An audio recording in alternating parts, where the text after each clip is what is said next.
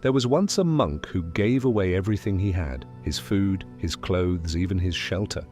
People called him a fool. They said he would die with nothing.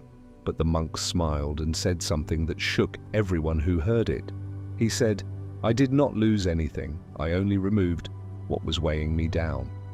Today I'm going to tell you the story of that monk and why Buddhism says that choosing yourself when no one else does is not selfish.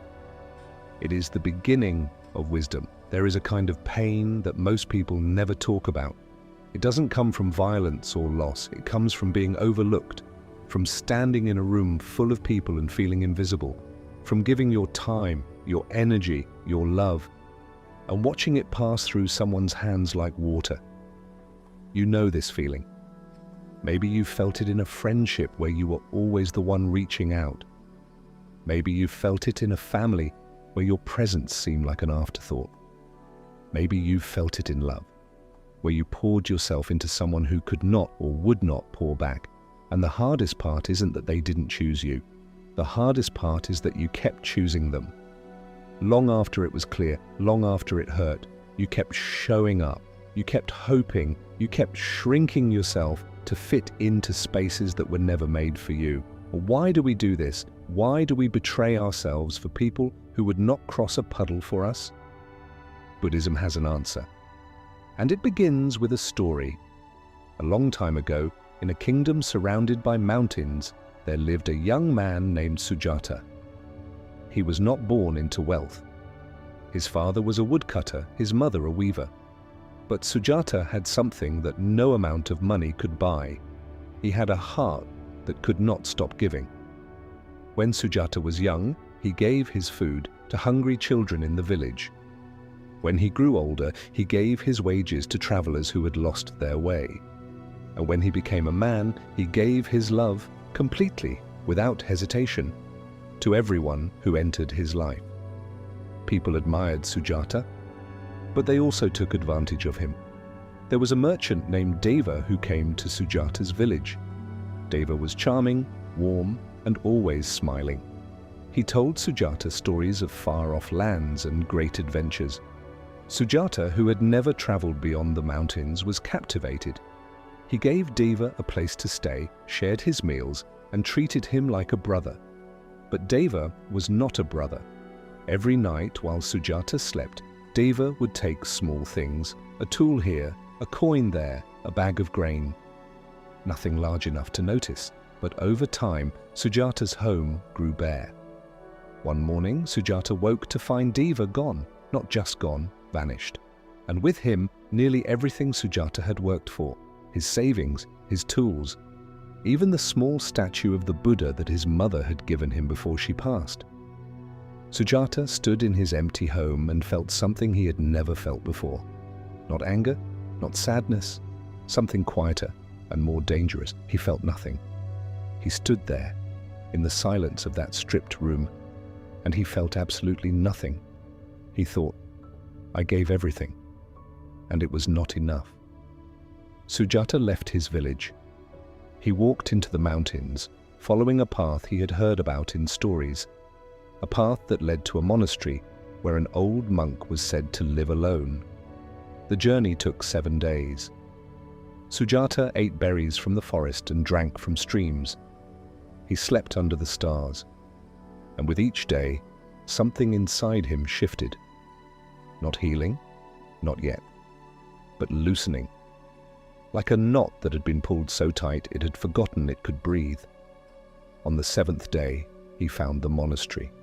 It was small, just a few stone buildings and a garden.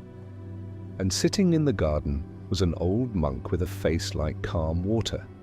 Sujata knelt before the monk and said, I have given everything I have to everyone I have ever met, and I have nothing left. No one chose me in return. Tell me, what is wrong with me? The monk looked at Sujata for a long time. Then he spoke, Nothing is wrong with you. But you have made a mistake that almost every person makes. You have confused love with sacrifice. You have believed that the more you give, the more you will receive. But this is not love. This is a transaction. And a transaction with someone who has nothing to give you back is not generosity. It is self-abandonment. Sujata was stunned. He said, "But the Buddha taught compassion. He taught us to give without expecting anything in return." The monk smiled. The Buddha taught compassion, yes, but he also taught wisdom. And wisdom says you cannot pour from an empty bowl. Compassion without self-respect is not compassion. It is a slow erosion of the soul. The monk then told Sujata two things. Two principles that would change the way he saw love, loss, and himself forever. Sujata asked the monk, "But if I put the stone down, if I stop reaching, stop hoping, stop giving, am I not just being selfish? Am I not just turning my back on people?" The monk looked at him with great kindness and said, "Let me tell you another story. There was a village beside a great river. Every year, when the rains came, the river would flood. And every year, the people of the village would rush to build walls of sand and stone to hold the water back. They worked day and night. They sacrificed their food, their rest, their health. And every year, the river would break through the walls and flood the village again. One year, an old woman in the village said, "Stop building the walls, let the river come." The people were horrified. "If we do not build the walls, the river will destroy everything," the old woman said. "The river has been destroying everything for years, including you. You are so busy fighting the water that you have not noticed. You are drowning in your own exhaustion." She continued, "Instead of building walls against the river, build a boat. Raise yourself above the water.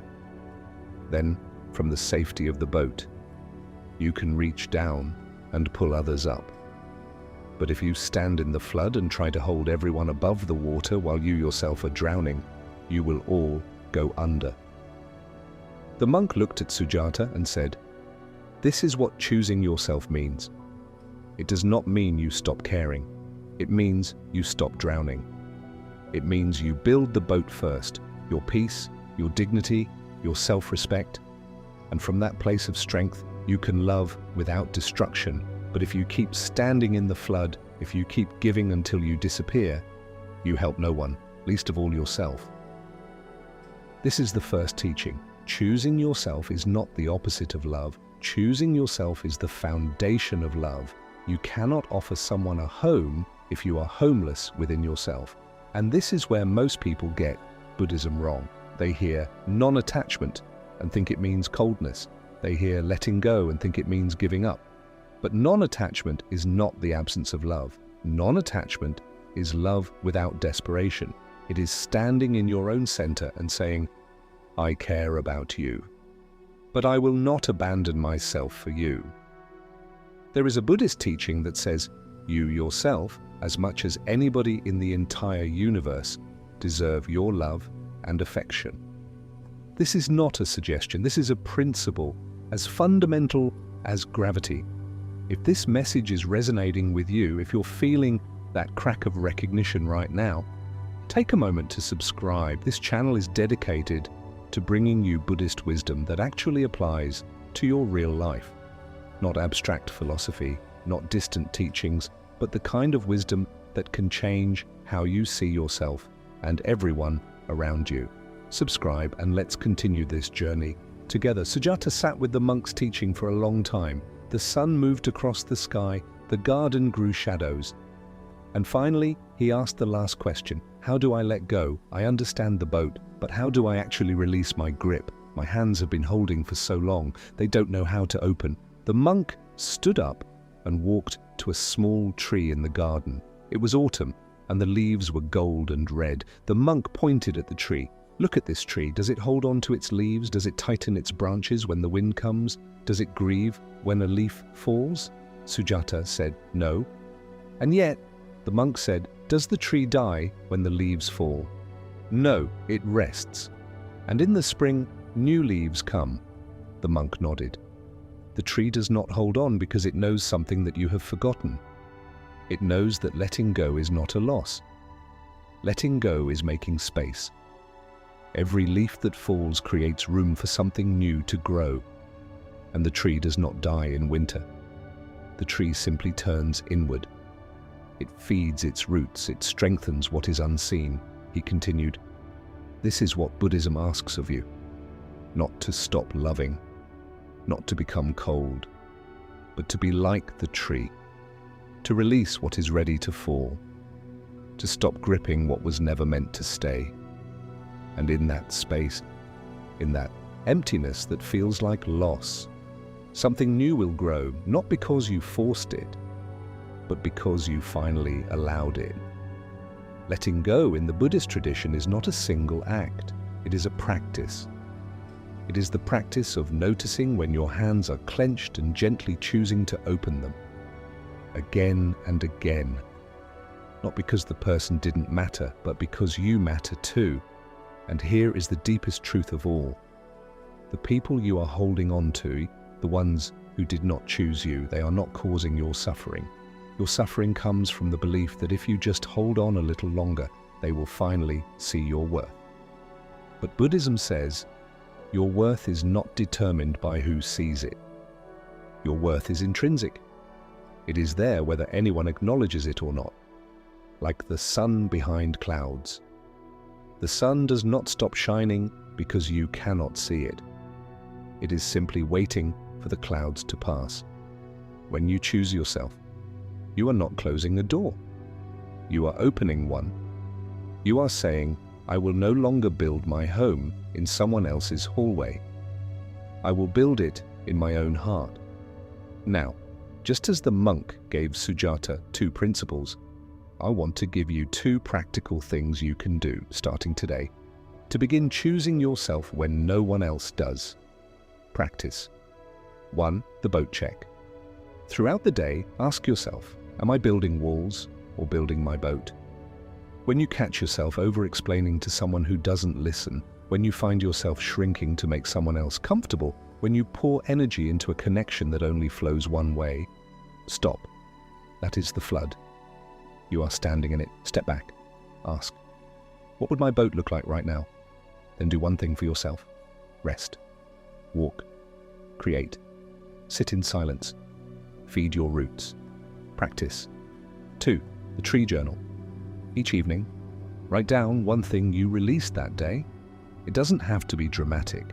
Maybe you let go of the need to reply immediately. Maybe you released the expectation that someone would text you back. Maybe you simply stopped rehearsing a conversation that will never happen. Write it down. Date it. Over time, you will see a record of your own freedom, leaf by leaf, day by day.